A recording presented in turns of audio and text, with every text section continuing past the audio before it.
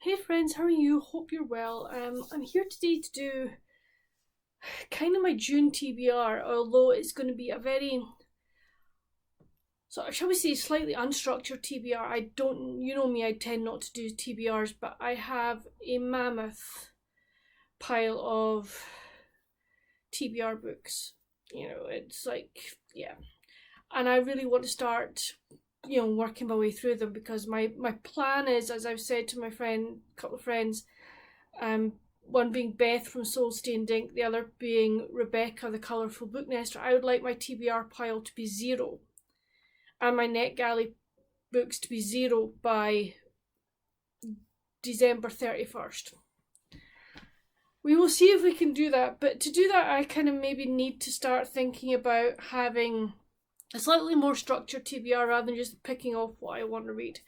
So what I've decided to do is I've taken the idea of the spinning wheel that Sarah from the Bookish Knitter does, and I thought I'm going to do that, but I've got 2 wheels. I've got one for my physical TBR, but the other one is my Christmas TBR because I've got loads of Christmas books that I didn't get to last year. So I thought, right, okay, let's use those. I have another pile of books as well that I haven't put onto either TBR because they're more kind of, I'm going to call them my autumn books, and I know that I want to read them then. So I thought what I would do is I would spin my wheel, do 2 from my physical TBR and 2 from my Christmas, which would give me 4 books for the month of June. So there's kind of my wheel. This is, as I say, my physical TBR. So we're ready. We're going to spin the wheel. Right, okay. There we go. What do we get first? We get A French Affair. So let me get that and I'll tell you about it. So, A French Affair by Jennifer Bonnet. I've read one of her books before, really enjoyed it. I'll read you the back. Belinda Marshall's idyllic teenage life in Brittany, France fell apart when her parents dramatically separated and her mother took her back to England. So when 35 years later, her employer surprises her by asking her to help to rejuvenate a rundown campsite in Brittany, memories and anxieties that have lain dormant for years suddenly begin to resurface. As secrets from a lost life threaten to overwhelm her, there is a realization that maybe she wasn't told the whole truth by her mother all those years ago. Can Belinda reconcile her emotions and find happiness again in the place she once called home? Oh, that sounds really good. I am really looking forward to that. So I'm going to put it on my bed at the moment, and then, excuse me, and then I will put them on my shelf. So that was the first one. So this is let's do another spin. So let's see, what do we get as our second book?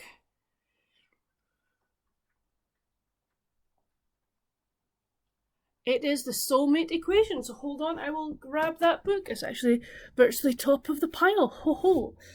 So the Soulmate Equation by Christina Lauren. I've heard lots of things about this book from Bookstagram and Instagram and YouTube, so I thought I saw it and I thought it would pick it up, so let me read the back. Jess Davis is a numbers genius, but when it comes to love, she had to accept that there's no magic formula. Juggling a career with raising her daughter, it's not surprising that her love life is non-existent.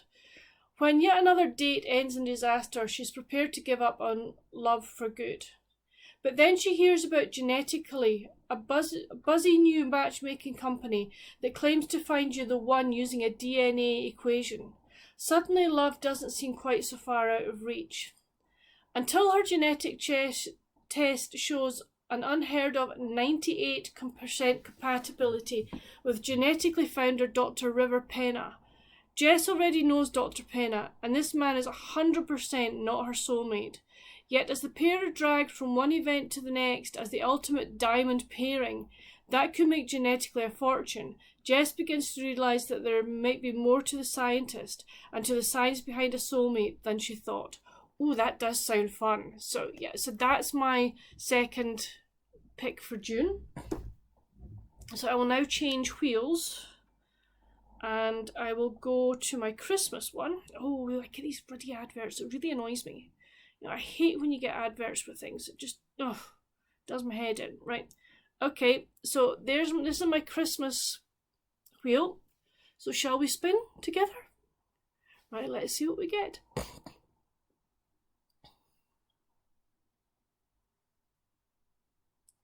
So it is, I wish it could be Christmas every day. Right, if you hold on 1 minute, I will get the book.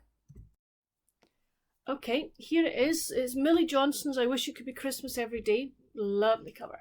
So, Mary's been trying to get her boss Jack to notice her for 4 years, but he can only see the efficient PA she is at work.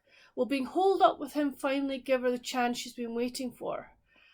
Bridge and Luke are meeting for 5 minutes to set their divorce in motion, but will getting trapped with each other reignite too many fond memories and love? Charlie and Robin are on their way to a luxury hotel in Scotland for a very special Christmas, but will the inn give them everything they were hoping to find and much more besides? A story of knowing when to hold on, when to let go, of pushing limits and acceptance, of friendship, love, laughter, mince pies and the magic of Christmas. So it says 6 people looking for a safe harbour, a cosy pub in a snowstorm, a white Christmas to remember.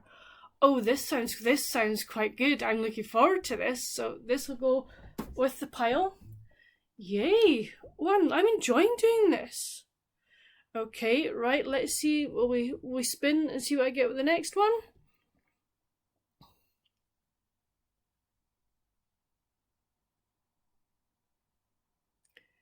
Midnight in the Snow. Okay, let me just get that and I will tell you all about it.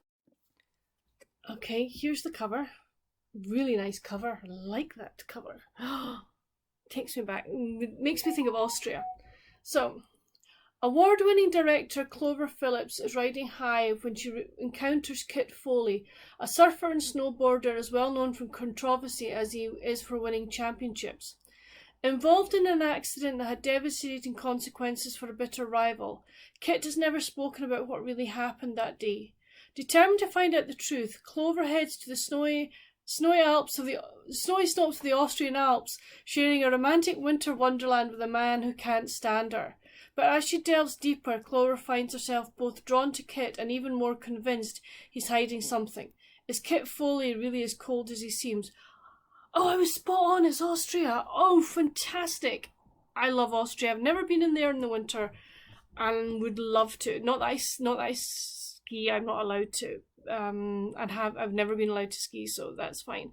But oh, that just sounds so good. So those here are my 4 picks for my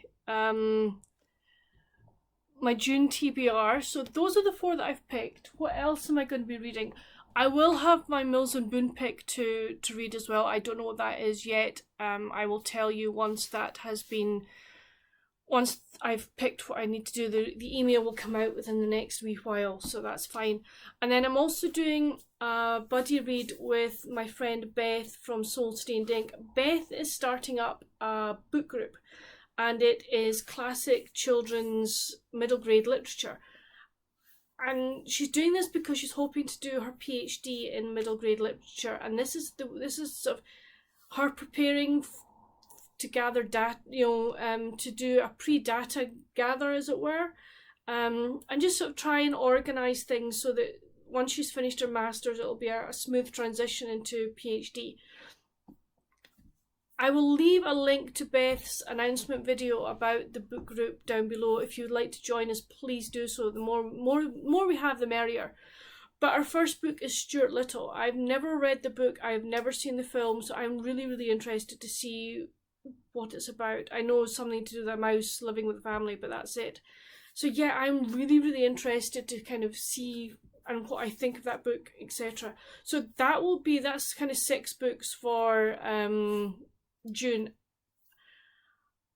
I will then sort of decide whether I'm just going to pick books at random, but I think I'll probably come back and once I've finished these 6 books, do a spin the wheel again, so that you never know, you might get a spin the wheel every couple of, so maybe another once or twice in June. We'll just see how quickly I get through the books that I have planned to read. But I am really excited to be reading all of those books in June. It'll be fun to do. please let me know down below, how big is your TBR? Actually, do you want me to tell you how big my TBR is? Hold on, I am gonna creak around here. There is my huge TBR pile. Yeah, so that's how much I've got in my TBR. I don't know how many books. I tell you what, do you want me to count them for you? Hold on. So in total, 34 books plus those 38. Is it doable? Yeah, it is doable. I mean, I think at the moment I'm kind of roughly working out at 10 books, 10, 12 books a month. So yeah, it is very doable for me to get all of this done by the 31st of December. If I really like these and romp through them, and I'll just keep romping through, I can hopefully romp through a lot of them. I know I didn't even put Keeper of the Lost Cities on the spinning wheels because I know I'm buddy reading that with Beth in July, so that's fine. I don't need to. I know that's being counted for, as it were. So, and there are a couple on my sort of autumn winter list that I'm looking at, and I'm like, do I really want to read them? So I may do a cull anyway. But hopefully not too much, because I'm really looking forward to reading. I bought these books, so I obviously wanted to read them. So yes, I'm looking forward to getting those read. Please let me know down below. Are you reading? Have you got a big TBR pile? How do you choose your books that you want to read each month? As I say, the spin the wheel is a very new thing for me. What books are you looking forward to reading in June? I would really like to know. Have you read any of the books that I've chosen to read, and what did you think of them? No spoilers, please. But that's it for this video. I hope you've enjoyed it. If you have, please give it a thumbs up. If you haven't already, hit that subscribe button and the notification bell so you'll know when I put new videos out. But until my next video, friends, stay safe and happy reading. Bye!